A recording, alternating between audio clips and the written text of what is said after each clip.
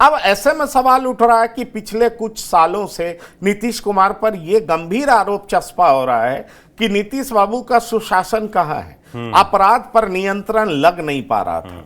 तो ऐसे में उन्होंने एक कोशिश की, भट्टी जो डीजीपी बने थे पर वो अपने कार्यकाल उनका खत्म होता उससे पहले ही छोड़ करके चले गए। विपक्ष आरोप लगाता रहा कि पुलिसिंग में नीतीश कुमार के इर्द गिर्द कुछ एडवाइजर हैं, रिटायर्ड अधिकारी हैं जो कि बहुत ज्यादा इंटरफेयर करते हैं, इसलिए भट्टी छोड़ करके चले गए।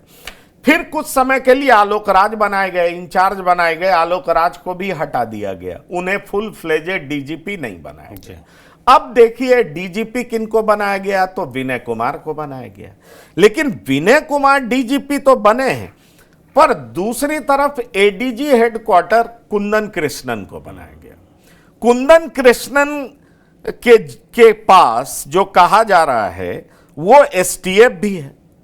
अब सवाल उठता है कि क्या कुंदन कृष्णन जो काफी पावरफुल आईपीएस ऑफिसर माने जाते हैं, वो जहां भी रहे काफी ये ताकतवर पुलिस ऑफिसर रहे हैं, और जान लीजिए कुंदन कृष्णन ही वो शख्स हैं जिनके साथ आनंद मोहन की हाथापाई हुई थी, और जब हाथापाई हुई थी तो वो काफी चर्चित हुआ था।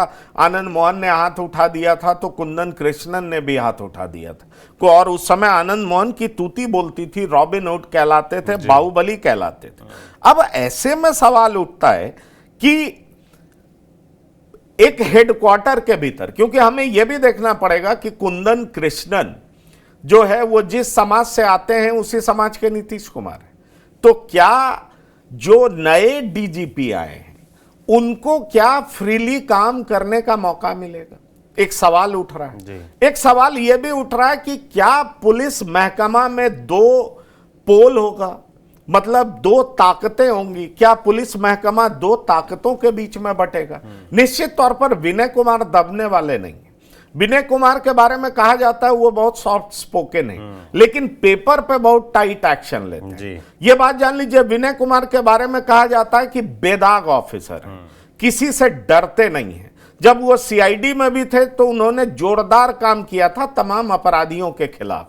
लेकिन सवाल यह उठता है कि अगर सरकार फ्री हैंड नहीं देगी तो क्या वो भी भट्टी की तरह परेशान होकर के छोड़ देंगे या कर नहीं पाएंगे? ये गंभीर सवाल उठ रहा है। वैसे बहुत सारे लोग कहते हैं कि नहीं, सरकार के सिर पर चुनाव मंडरा रहा है और सरकार कभी नहीं चाहेगी कि अपराध के मुद्दे पर, कानून और व्यवस्था के मुद्दे पर उसे विपक्ष घेरे, क्योंकि सरकार का ये मजबूत किला रहा है। सरकार इस मतलब स्ट्रॉन्ग पॉइंट रहा है जिसपे नीतीश कुमार कहते रहे कि हमने कैसे बिहार को अपराध से मुक्त कराया है। लेकिन चर्चा ये हो रही है कि क्या अपराध से मुक्त कराने का तरीका अब क्या ये सरकार ने ढूंढ लिया है कि इनकाउंटर करेगी?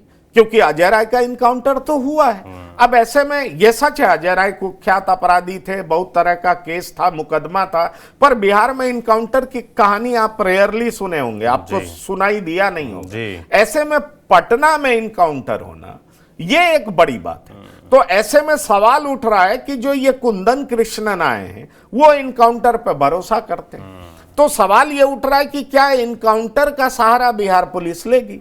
ये भी सवाल उठ रहा है। सवाल ये भी उठ रहा है कि नीतीश कुमार की जाति के कुंदन कृष्णन, तो ये भी पावरफुल रहेंगे। एडीजी हेडक्वार्टर बहुत पावरफुल पद होता है, तो ये भी चर्चा पुलिस के बीच में जो ऑफिसर्स हैं ये चल रही है कि क्या दो पावर सेंटर होंगे, ये चर्चा चल रही है। इसलिए ये जो इनकाउंटर हुआ है, क्योंकि नीतीश कुमार के राज में इनकाउंटर की कहानी आप शायद ही सुने हो, तो ये जो इनकाउंटर हुआ है मतलब ये समझा जा रहा है कि क्या कुंदन कृष्णन को फ्री हैंड मिला है, और अगर फ्री हैंड मिला है तो फिर विनय कुमार फ्रीली कैसे काम करेंगे? वैसे वो डीजी हैं, उनके पास पुलिस का सर्वाधिक अधिकार है, लेकिन सवाल उठता है कि सरकार भी तो बहुत महत्वपूर्ण है।